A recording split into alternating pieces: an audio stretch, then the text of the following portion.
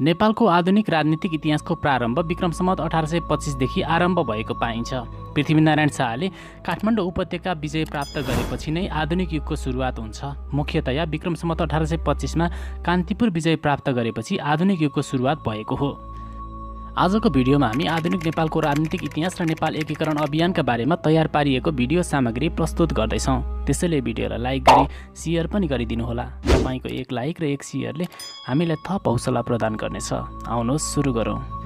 मध्यकालमा नेपालको पश्चिम भागमा 22 वटा राज्यहरू र गण्डकी क्षेत्रमा 24 वटा राज्यहरू थिए। त्यस्तै गरी काठमाडौँ उपत्यकामा 3 वटा राज्य थिए भने पूर्वमा मकवानपुर, चौदण्डी र विजयपुर गरी 3 वटा राज्यहरू थिए।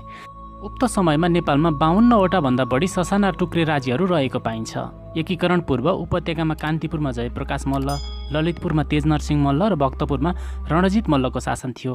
पृथ्वीनारायण शाहले एकीकरण कार्य सुरु गर्नु अघि लमजुङसँग सन्धि गरे। उनले कृतिपुरमाथि पहिलो आक्रमण विक्रम सम्वत 1814 जेठमा गरेका थिए, तर उक्त आक्रमणमा उनी सफल भएनन्। त्यसपछि उनले विक्रम सम्वत 1819 भाद्रमा मकवानपुर कब्जा गरे। त्यसपछि उनले कृतिपुरमाथि युद्ध गरी विक्रम सम्वत 1825 मा कान्तिपुरमाथि विजय प्राप्त गरे। नेपालको इतिहासमा राजा पृथ्वीनारायण शाह नेपालको इतिहास र भूगोलका प्रवर्तकका रूपमा पूज्य रहेका छन्। उनको दिव्य उपदेश मेरा साना दुःखले आर्जियाको मुलुक होइन, 4 वर्ण 36 जातको साझा फुलबारी हो, सबैलाई चेतना भया भन्ने एकताबोध सन्देशले नै नेपाल एकीकरणका सम्बन्धमा स्पष्ट गराउँछ। यदि उनले ससाना थुम र ठाकुरे राज्यहरूलाई एकीकृत नगरेको भए आजको नेपालको परिकल्पना समेत गर्न सकिने थिएन। हुन त वर्तमान नेपाल निर्माणमा विभिन्न समयका युग पुरुषहरूबाट पनि योगदान नभएको भने होइन, तर पनि आधुनिक नेपाललाई एकताको सूत्रमा बाँध्ने अभियानमा पृथ्वीनारायण शाह नै अधिनष्टताका रूपमा मानिन्छन्। पृथ्वीनारायण शाहले नेपालको एकीकरण कार्यको सुरुवात आफ्ना पिता नरभूपाल शाह पराजित भएको राज्य नुवाकोटबाट गरे। उनले नुवाकोट हमला गर्दा पहिलो दोस्रो प्रयत्न असफल भयो, तैपनि उनी हतोत्साही भएनन्। त्यसपछि उनले काशी गएर निकै हात हतियार जोरजाम गरे। उनी काशी जाँदा सफल कूटनीतिज्ञ कालु पाण्डेलाई राज्यको रेखदेख गर्न लगाएका थिए। कालु पाण्डेले राज्य सञ्चालनमा सफलतापूर्वक सहयोग गरेकोले राष्ट्र र देशभक्त कालु पाण्डेलाई जनताको भावना अनुसार काजी पद दिएर उनको योगदानको कदर समेत गरेका थिए। त्यसपछि काजी कालु पाण्डेको साथमा पुनः तेस्रो पटक नुवाकोटमाथि आक्रमण गर्दा विक्रम सम्वत 1801 असोज 15 गते नुवाकोट जित्न पृथ्वीनारायण शाह सफल भएका थिए। नुवाकोट विजय प्राप्त गरेपछि पृथ्वीनारायण शाहले बेलकोटमाथि विजय प्राप्त गरे। त्यस्तै गरी गैंडाकोट, नादुम, महादेव पोखरी, दहचोक आदिलाई पनि विजय प्राप्त गरे। त्यसपछि तनहुँ, लमजुङ पर्वत पराजित भए। यसरी नै नेपाल उपत्यकाको बोटसँगको नाका लामीडाँडा विजय प्राप्त गरे भने दोलखा पनि विजय प्राप्त गरेका थिए। यसरी काठमाडौँ वरपरका स्थानहरू विजय प्राप्त गरी काठमाडौँ उपत्यकामा आर्थिक नाकाबन्दी लगाएका थिए। त्यस क्रममा उनले सर्वप्रथम उपत्यकाका मुख्य स्थानहरूमा सैनिक चौकी राख्न शिवपुरी, काभ्रेपलाञ्चोक जस्ता ठाउँहरूमा पनि आक्रमण गरी विजय प्राप्त गरे। त्यस्तै उपत्यकाका पूर्वी भेगका साँखु, चाँगु, महादेव पोखरी जस्ता बस्तीहरू पनि अधिनष्ट गरे।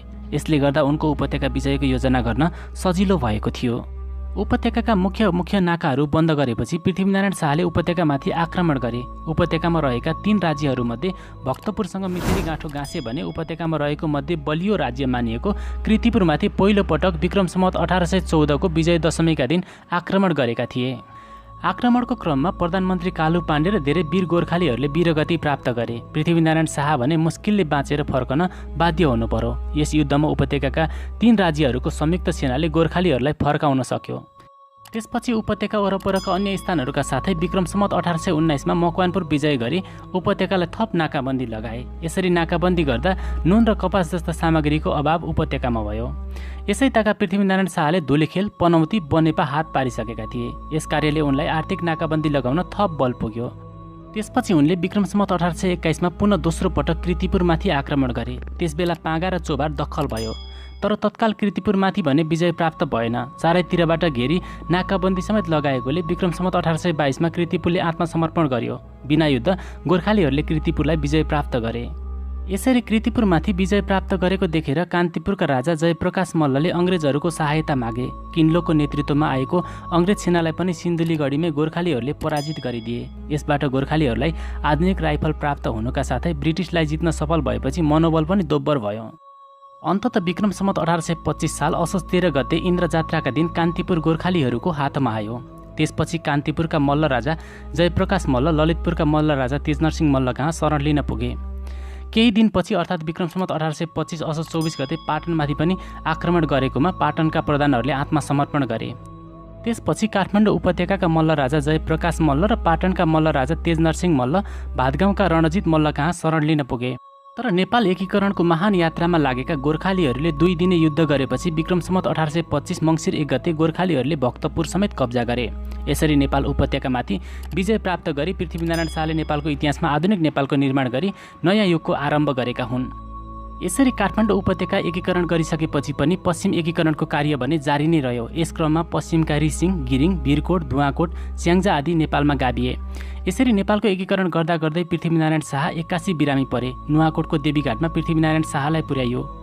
त्यसै बेला सेरा दरबारमा विक्रम सम्वत 1831 माघे सङ्क्रान्तिका दिन पृथ्वीनारायण शाहको स्वर्गारोहण भयो। नेपालको अधिकांश भूभाग एकीकरण भए तापनि केही बाँकी भूभाग एकीकरण नहुँदै पृथ्वीनारायण शाहको देहान्त भयो। त्यसपछि उनका उत्तराधिकारी प्रतापसिंह शाहले राज्य सम्हाले। उनको शासनकालमा सम्बेश्वरगढी र अन्य ससाना ठाउँहरू नेपालमा गाभिए। तर उनको छोटो समयमा मृत्यु भएपछि उनका 2.5 वर्षका छोरा रणबहादुर शाहलाई राजगद्दीमा बसालियो। रणबहादुर शाह नाबालक भएकोले उनको नायबी भई आमा राजेन्द्र लक्ष्मीले नायबी भई राज्य सञ्चालन गर्न थालिन्। उनको पालामा 24 राज्यहरूमाथि अधिपत्य कायम भयो। तनहुँ, कास्की, लमजुङ, पाल्पा, पर्वत जस्ता राज्य उनका पालामा नेपालमा गाभिएका थिए। त्यस्तै पल्लो नुवाकोट, पैयुँ, भिरकोट, रिसिङ, सतौँ, चरीकोट आदि विजय गरी नेपाल एकीकरण अभियानलाई थप अगाडि बढाउने काम उनको पालामा भएको थियो। महिला भए तापनि वीरतापूर्वक नेपाल एकीकरण अभियानलाई थप प्रभावकारी रूपमा अगाडि बढाएकोले उनलाई नेपालको इतिहासमा एक वीरङ्गनाका रूपमा लिने गरिन्छ।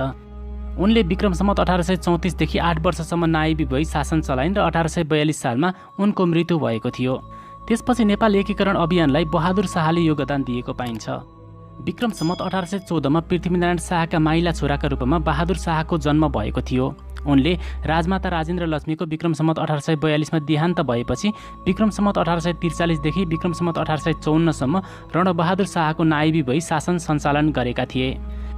उनको पालामा बागलुङ, पर्वत, गुल्मी, अर्घा, प्युठान, पल्लो मुसिकोट, जाजरकोट, सुर्खेत, दैलेख, आछाम, डोटी, जुम्ला र महाकाली पारीको आलमोडा समेत नेपालमा गाभिएको थियो। प्रतापसिंह शाह राजा भएपछि उनले षड्यन्त्र गरेको अभियोग लगाई भाइ बहादुर शाह र काकालाई समेत जेलमा पठाएका थिए। राजगुरु गजराज मिश्रले बहादुर शाहलाई कैदमुक्त गरेर प्रतापसिंह शाहको जीवनकालभरि बेतियातर्फ पठाएका थिए। प्रतापसिंह शाह 2 वर्ष 10 महिना शासन गरी 26 वर्षमा देहवासन भएपछि बहादुर शाह बेतियाबाट नेपाल फर्केका थिए। त्यसपछि राजा रणबहादुर शाहको अभिभावक बनी राज्यको अधिकार लिएका थिए। बहादुर शाहका पालामा 22 राज्यहरू महाकाली पारी, पश्चिमतिरका कुमाउँ, गढवाल, आलमोडा, श्रीनगर विजय भएका थिए। त्यस्तै उनको पालामा मेची, पूर्व टिस्टा र सिक्किमसम्म युद्ध गरी कब्जा गरेका थिए। त्यस्तै गरेर उत्तरतिर पनि तिब्बतसँग 2 पटक यिनकै पालामा युद्ध भएको थियो। यिनका पालामा तिब्बतको लासासम्म नेपाली सैनिक पुगेका थिए। तर पछि तिब्बतसँग बेत्रावर्ती सन्धि हुन पुग्यो। यसरी नेपालको ठूलो भूभाग एकत्रित गर्न बहादुर शाहको पनि योगदान रहेको छ। अन्त्यमा उनलाई दरबारियाहरूले षड्यन्त्रबाट युद्धमा गरिएको हिसाबको माग गरे। राज्यको ढुकुटी मासेको आरोप लगाएर बन्दी समेत बनाइयो। पृथ्वीनारायण शाहको एकीकरण अभियानलाई तेब्बर पार्ने काम बहादुर शाहले गरे। तर अन्तिममा विक्रम सम्वत 1854 असार 14 गते बहादुर शाहले कैदखानामा नै देहत्याग गर्नु परेको थियो। साथीहो, तपाईहरुलाई आजको भिडियो कस्तो लाग्यो? कृपया तपाईको विचार कमेन्ट गर्न चाहिँ नछुटाउनुहोला। हस्त, नमस्ते।